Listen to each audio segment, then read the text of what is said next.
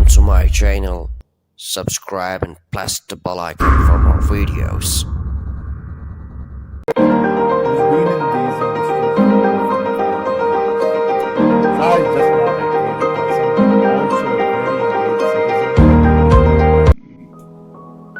Loss of popularity, loss of revenue. How much of it will it kill you? No, but let's say a star says something and it affects their film. It can affect a whole lot of people working around it. Well, I think that the star is basically concerned with himself and not with those around him. Otherwise, there'd be more parity. That's a really... Yeah, but that's a story for another day. But you have to laud the courage of a girl like Deepika, who's in the top firmament, and yet takes a step like this. Even if she has a lot to do. I think, let us see how she takes this. She'll lose a few endorsements, sure. Okay. Will that impoverish her? Will that lessen her popularity? Will that make her less beautiful than she is? They're going to come around sooner or later. The only god the film industry worships is money. And the only way to say, keep that god happy is to keep, making more and more. But I think it's their silence is not as important as the vociferousness of the younger generation. Though all of them have been a bit guarded in their statements, can understand why. And by the younger generation, I mean across the board, across the country, and the women coming out has been so fantastic. While you're talking about courageous voices in the film industry, especially among the younger, and even Deepika, and clearly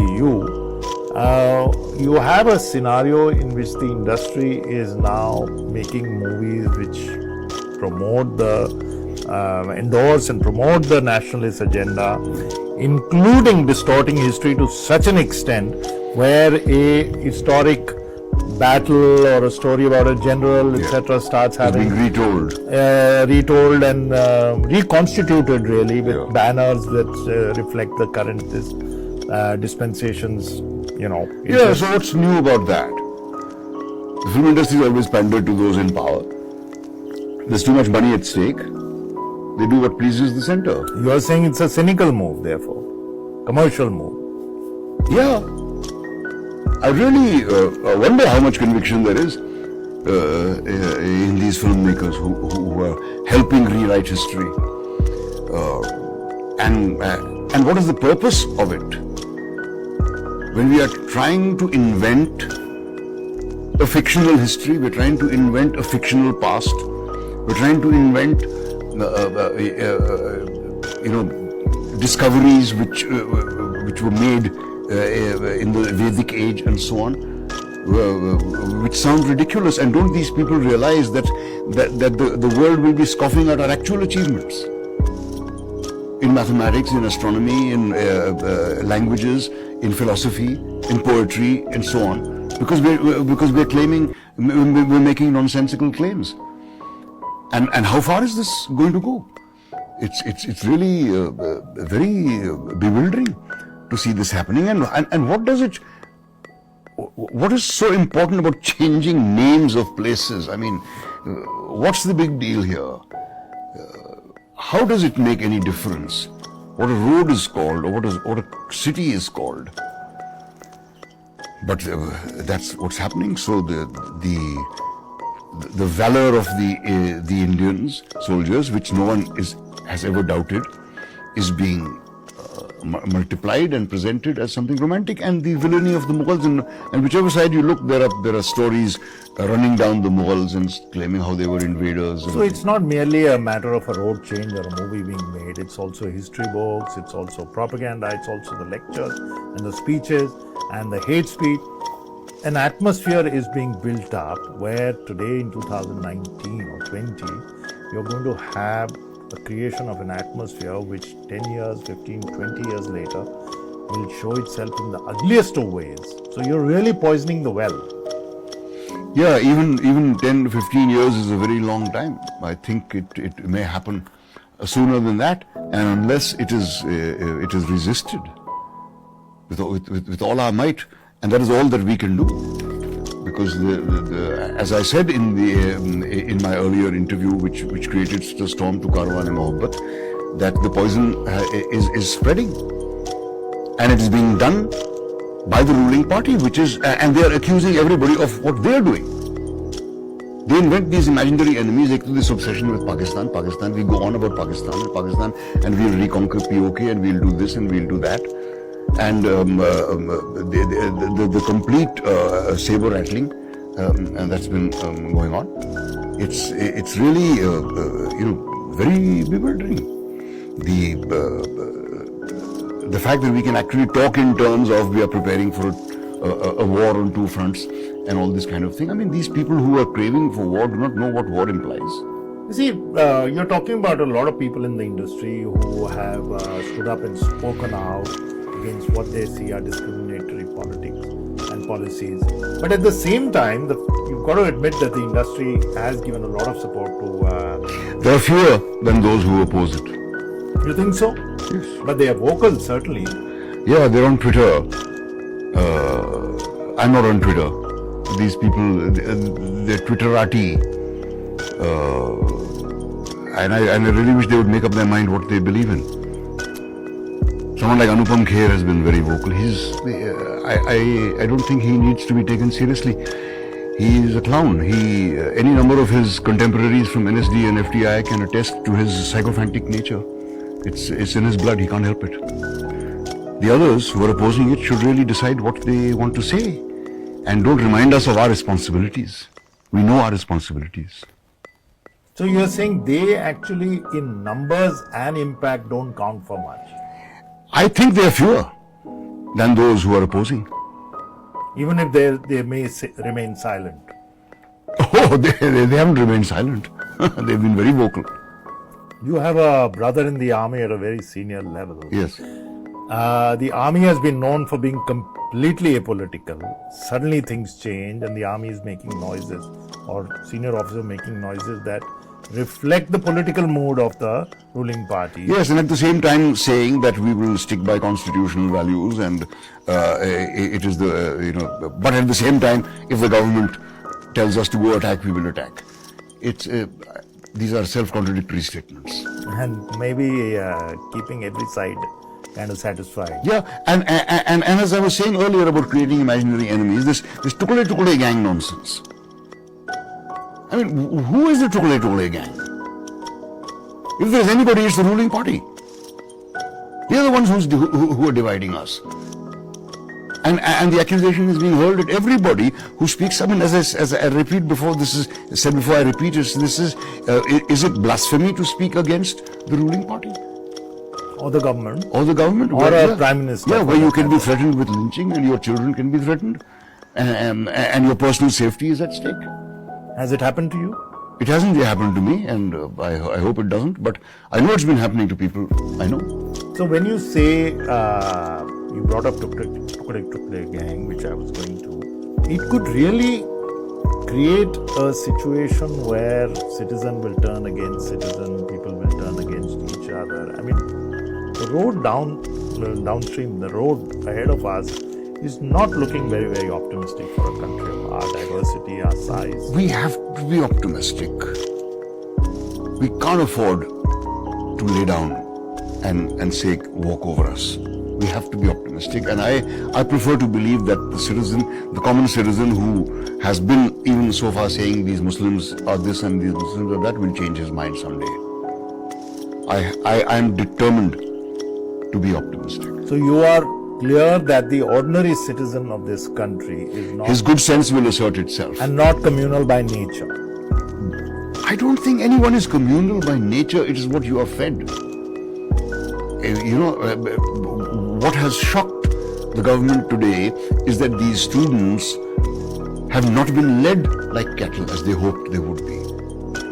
And to accuse the students of being misled is showing utter contempt for the student community. It means that these students, koi bhi behka de to behk jate hain. No, that is not so. There is no leader in this movement, if you notice. Yes.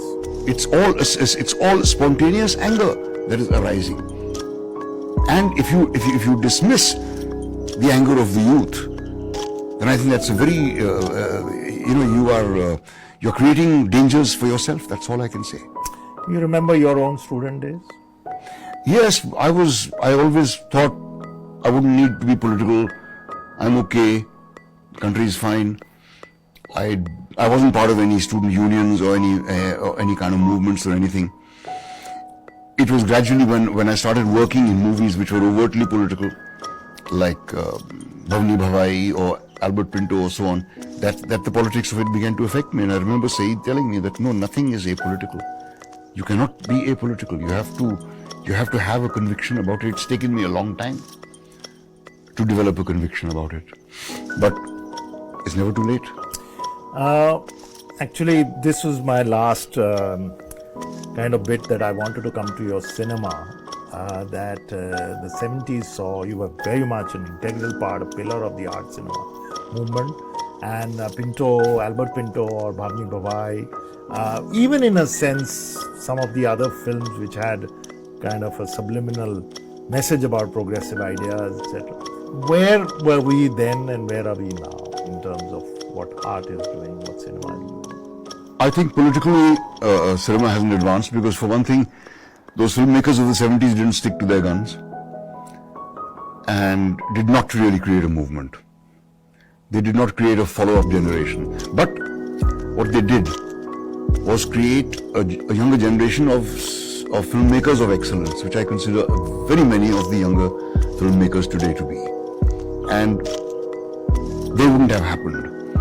Films like Masan and films like Dam Laga Ke Haisa, films like Gully Boys, etc., or what Anurag keeps making, would not have happened without those filmmakers of the 70s, flawed though their work was. Going back further, those filmmakers wouldn't have happened if it weren't for the Mrinal Sens and the Basu Chatterjees of an earlier generation, of the Khwaja Ahmad Abbasis, of the Zia Sarhadis of the earlier generations. So each generation feeds off the previous one, and I think craft-wise, the inexpensive movies being made today are far superior to the ones being made in the 70s. The actors are far superior. I really envy these actors. I wish I was that good when I was their age. And they are all have the right ideas. Politically though, I don't think that Albert Pinto and so on have had a follow-up generation. Politically. So that progressive filmmaking, progressive values, they are there, but I think maybe there's less pamphleteering. You can't say these films are apolitical. A film like Mukkebaz or 2.0, you cannot say they are apolitical. But they're not pamphleteering, and I think that's better because these kids have a better grasp on the craft of the work. What about theatre? Theatre, I've been hearing ever since I joined the NSD 50 years ago that theatre is dying. I'm still hearing it. It's in the best of health. In fact, this city probably has the most vibrant theatre in the country, Bangalore too, and Pune. And what's very heartening is that there's so many younger people taking part in it, writing, producing, directing, newer spaces opening up, spaces which seat 50 or 60 people, so people who can't afford Prithvi, because even Prithvi has become unaffordable, NCPA is completely unaffordable. For these places, there's many more people doing these plays. But progressive plays? Yeah, kids writing about their own things which matter to them, and making their beliefs known and talking of things. And as far as we are concerned, we have not had a political stand. We have done theatre just because we love the activity. But more and more meaning is entering into our plays, we find, as we go along. We did this play called A Walk in the Woods, which is an adaptation of an American and Russian diplomat, which we changed, which is acquiring more and more meaning. About an Indian and Pakistani. About an Indian and Pakistani situation. Our play Einstein, which talks about what happened to the Jews, he's reminiscing about how the students were being marginalized and how the books were being burnt, and about how he discovered he was a Jew only because of the Nazis. Otherwise he felt no Jewish sentiments, is something I empathize with completely. When it talks of the next World War, the world war after the next one to be fought with rocks. I know what he's talking about.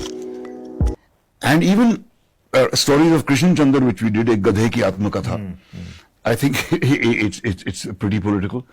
There were stories in it which we did, so we're not flag-waving political theatre people, but we do not do meaningless stuff.